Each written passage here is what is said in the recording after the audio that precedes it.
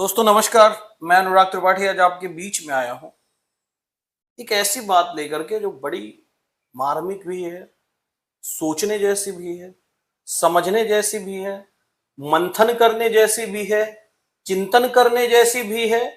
और हर एक व्यक्ति अगर यह बात समझे तो निश्चित तौर पे मैं जानता हूं कि एक सकारात्मक परिवर्तन होगा और समाज में जो धारणा है लोगों की, मानसिकता है लोगों की, वो भी बदलेगी।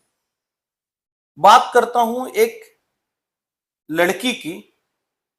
और जब उसकी शादी होती है तो उसको जो दिया जाने वाला दहेज होता है, जो उसके पिता द्वारा अपने मेहनत के दम पे दिया जाता है, जो उसके शादियों में दिया जाता है, जो व्यय किया जाता है, उसके बारे में चर्चा करता हूं।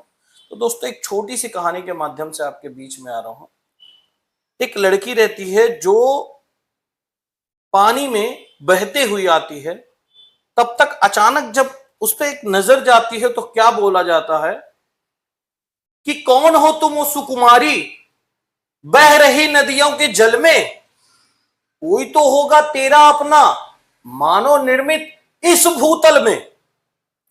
किस घर की तुम बेटी हो और किस क्यारी की कली हो तुम। किस घर की तुम बेटी हो और किस क्यारी की कली हो तुम। किसने तुमको छला है बोलो, क्यों दुनिया छोड़ चली हो तुम। किसने तुमको छला है क्यों, क्यों दुनिया छोड़ चली हो तुम। किसके नाम की मेहंदी बोलो, हाथों पर रची है तेरे। बोलो किसके नाम की बिदिया माथे पर लगी है तेरी। लगती हो तुम राजकुमारी या देवलोक से आई हो। जब बात करते हैं तो कहते हैं कि उपमा रहित सुकुमारी रूप कहां से लाई हो। जब लड़की की जो आत्मा होती है वो क्या बोलती है, याद ध्यान रखिएगा दोस्तों कि एक लड़की की जो लाश जाती है, लाश से एक व्यक्ति देख करके ये बात करता है, तो जब उसकी आत्मा होती है तो वो क्या बोलती है कि हे मानो मुझको क्षमा करो, गरीब पिता की बेटी हूं, इसलिए मृत मीन की भांति जलधारा पर लेटी हूं। गरीब पिता की बेटी हूं, इसलिए मृत मीन की भांति जलधारा पर लेटी हूं। रूप रंग और सुंदरता ही मेरी पहचान बताते हैं। रूप रंग और सुंदरता ही मेरी पहचान बताते हैं। कंगन चूड़ी बिंदी मेहंदी सुहागन मुझे बनाते हैं। पिता के सुख को सुख समझ, पिता के दुख में दुखी थी। जीवन के इस तनहा पथ पर पति के संग चली थी मैं। पति को मैंने दीपक समझा, उसकी लौ में भी जली थी। माता पिता का साथ छोड़ उसके रंग में ढली थी मैं। पर वो निकला सौदागर, लगा दिया मेरा भी मोल। पर वो निकला सौदागर, लगा दिया मेरा भी मोल। दौलत और दहेज की खातिर पिला दिया जल में विष घोल। दौलत और दहेज की खातिर पिला दिया जल में विष घोल। दुनिया रूपी इस उपवन में, दुनिया रूपी इस उपवन में नीत छोटी सी एक कली थी मैं। दुनिया रूपी इस उपवन में नीत एक कली छोटी सी थी मैं, जिसको माली समझा। ध्यान रखिएगा, बड़ी मार्मिक बात है कि जिसको माली समझा उसी के द्वारा छली थी मैं। ईश्वर से अब न्याय मांगने सौ सैया पर पड़ी हूं मैं। दहेज की लोभी इस संसार में, दहेज की भेंट चढ़ी हूं मैं। दहेज की भेंट चढ़ी हूं मैं। जी हाँ दोस्तों, मैंने अक्सर देखा है, खास तौर में अगर मैं बात करूं बिहार की, उत्तर प्रदेश की, कुछ अन्यत्र बहुत सारे ऐसे राज्य हैं, उड़ीसा की, झारखंड की, ऐसे बहुत सारे राज्य हैं। मैं एक दो दस खास तौर से जो कुछ राज्य हैं उनका नाम ले रहा हूँ। वहां के जो परिवार हैं, उनके जो स्थिति परिस्थिति, वहां पे जब आपके पास अच्छा खासा पैसा रहेगा ना, तो जाकर के आपकी बेटी की शादी आप किसी अच्छे घर में कर सकते हो।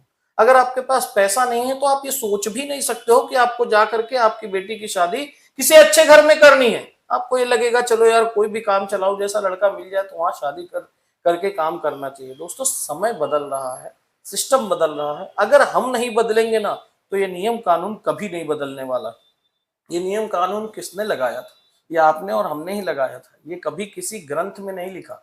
किसी पुराण में नहीं लिखा, किसी गीता में नहीं लिखा, किसी रामायण में नहीं लिखा। ये सिर्फ हमने आपने एक विडंबना हमारी है कि हमने इसको एक धारणा बना ली है कि ये हमको करना चाहिए। लेकिन मैं आपकी जानकारी के लिए बता दूं दोस्तों, अगर हमसे ही ये बदलाव भी नहीं आएगा ना, तो शायद हम जो एक अंधी आधी में भाग रहे हैं ना, उसमें आगे नहीं बढ़ पाएंगे।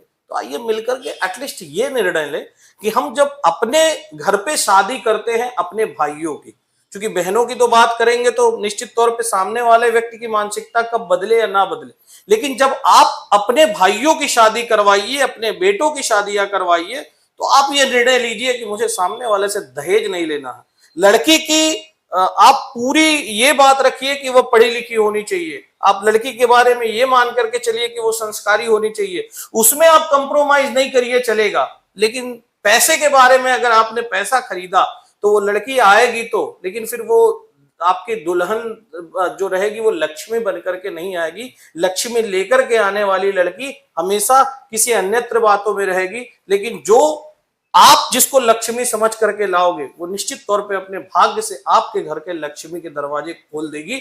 तो आइए आज से यह प्रण लेते हैं कि इस समाज में इस दहेज रूपी बात को जितना हो सके उसको दूर करेंगे, और एक छोटा सा प्रयास करेंगे कि हर एक व्यक्ति इस दहेज रूपी राक्षस से दूर हो, बचे, और ऐसी कोई महिलाएं मरे ना, ऐसी कोई बच्ची बिटिया मरे ना जिसको दहेज के चक्कर में अपनी जान गंवानी पड़े। दोस्तों, इस वीडियो को ज्यादा से ज्यादा लाइक करिए, सब्सक्राइब करिए, लोगों तक पहुंचाइए। एक मार्मिक अपील है कि हर एक व्यक्ति ये सोच ले कि आज से हमको ना दहेज लेना है और ना दहेज देना है। दोस्तों धन्यवाद। मैं अनुराग त्रिपाठी किसी अन्य बात के